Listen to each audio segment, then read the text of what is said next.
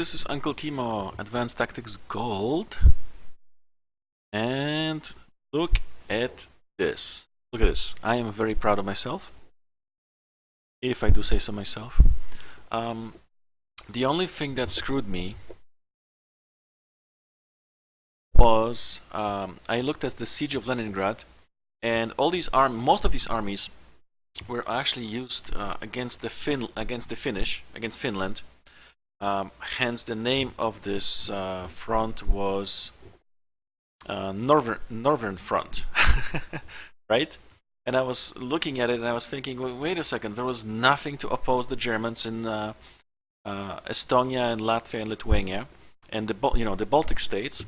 So what gives? I mean, that can't be right. So I researched it, and well, there was a thing called the Northwestern Front, and it was a very powerful front. I researched the armies, and they had. I actually made the correct number for both the Germans and the Soviets of the infantry units and tank units. I actually, counted the infantry divisions and estimated the tank corps for the Soviets, and the tanks were actually they had a lot of tanks in the Baltic states. So, for example, the 8th Army, 11th Army, and 27th Army, all of these were mixed armies, both infantry and they had attached tank corps. So they were very powerful. The tank corps, for example, had 600, 700,000 tanks. Okay, so and they had so many attached infantry. So what I did was I actually made various headquarters for the Soviets. The Northern Front was Popov. He was mostly going against Finland. So I gave him an mixed air unit because the Soviets had actually crappy mixed air units. The Germans, I actually did, each one is divided. So level bombers alone, fighters alone, dive bombers alone. The Soviets did not do that, especially at the beginning of the war. So they have 5 fighters, 10 dive bombers, and 10 level bombers. And notice they only have tier 1 stuff. So all the Soviet stuff is tier 1. Okay, and all of these armies, the historical OOB is correct. The placement, not really. I could not be arsed to research all this. I also gave the Soviets under Kaiser, who was a Jewish guy, according to Wikipedia, supposedly one of the best Soviet generals who was the first to outfight the Wehrmacht. Okay, Wikipedia, sure, whatever. Anyway, so I gave him the 3rd Army. Maybe it's true, maybe it's not, I don't know. But all of this is pretty much historical. Each of these armies had a tank corps attached, and a bunch of infantry divisions, and also this actually had cavalry division, and each of them I also gave them attached army attached to the army headquarters artillery. The interesting thing is that while the Germans have locomotion, and they'll be pretty fast because the horses will carry AT guns and infantry guns, I specifically made it so that the Soviets did not. So the Soviets will be very, very, very slow. Now, these are powerful units. 40 rifle, 1 AT gun, 6 mortars, 2 machine guns. These are pretty powerful units. The light tanks are also, these tank corps are also pretty powerful. And actually, I might give a unit here for the Soviets. They actually had KV tanks. They had heavy tanks. I might actually give them heavy tanks. Stay tuned. Still thinking about it. But all of these units are pretty much historical. Their placement on the map, however, not really. It's historical-ish, with the emphasis on the ish. Okay? Let's see if we're recording. We are. Fantastic. So, all of them have the correct number of divisions and tank corps and tank units. Okay, so we have 8th Soviet Army, and actually they're supposed to be for the Northwestern Front. So let's do that. Thank you. Northwestern Front, and these guys also. These guys are Northern Front. This is the 27th Army, which I don't think was correct. I think this is also Northwestern. So the plan is for the Northwestern Front with its 3 armies, 11th, 8th, and these guys are organizing the Luga line by Pskov. Per Wikipedia, that's kind of correct-ish, historical-ish. 27th Army. They are going to conduct a retreat and try to, hold the Wehrmacht. Now, because they are so slow, and I gave the Soviet infantry divisions mortars, they're actually decent on the attack.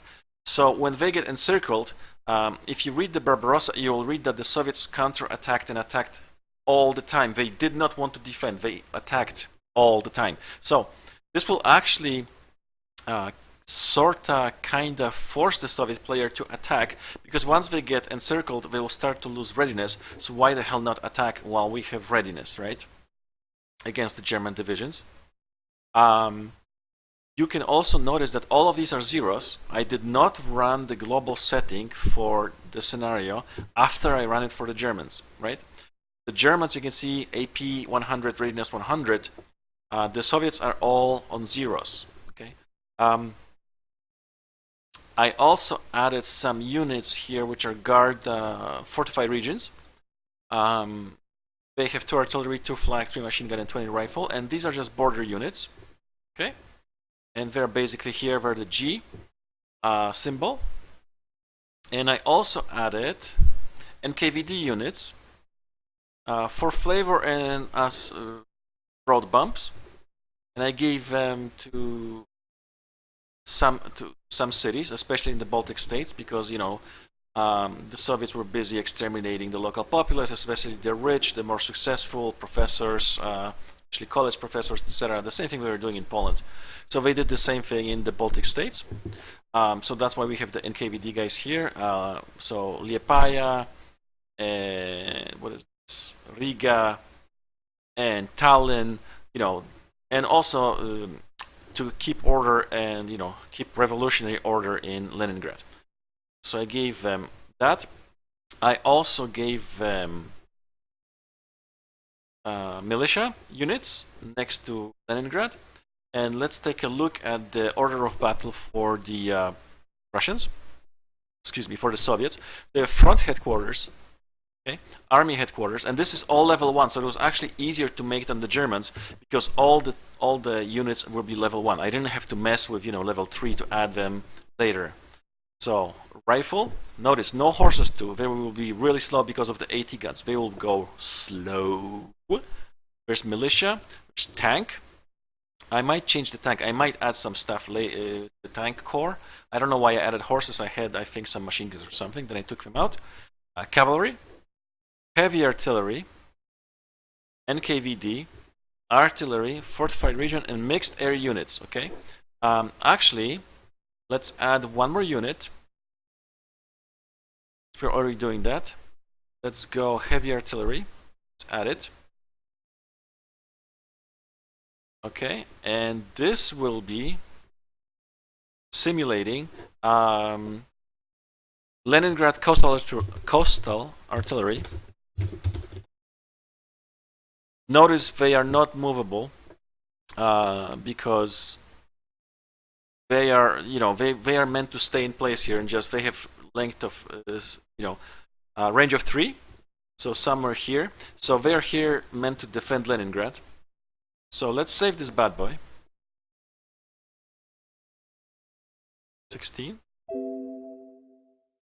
Saved it. And we have a very decent, very nice scenario. Again, Germans are ready to go. The Soviets are zeros, not so much. I will think about giving the Soviets some morale and some entrenchment and some readiness. I am thinking about it. And also, I want to research Germany and Soviet. Okay. I want to change the production, especially how much oil and how much raw they get per turn. Okay, and this can all be set. I think this can all be set in the events or somewhere like that. So I will research it, and next video you will probably, maybe, perhaps see the final version of the scenario. Again, I'm pretty proud of this. I'm pretty proud of myself, and hopefully, as you were following, you will be able to define the regimes, define for them the table of organization equipment, the TOE. Okay. Oh, one more thing. I added engineers, which is very important to the Germans, and they're linked to the Supreme Headquarters, well, OKW Nord, they're von Lieb. They will be here to mostly produce railroads, okay? Because here there will be no supply, especially if the Russians successfully defend the railroad here, okay? Or cut it. So, one last thing I wanted to show. I made a bunch of officers. I taught you how to do that already. I added cards to them. Once you highlight a card, an action here, auto event, you can set the percentage at the chance that it's occurring. So charge is, hold is the extra defense for a unit. Charge is extra attack for infantry. Blitz is extra attack for. Fortify is extra. Fortify, you build a fortification. And for example, Hopner has Blitz, which is extra attack on a tank unit. So that's that. And of course, I placed all of them in every headquarters, so they will fight. And once they are, once the units under them are fighting in their range, there will be a chance to get a card, a combat card, and then use it. So that's that.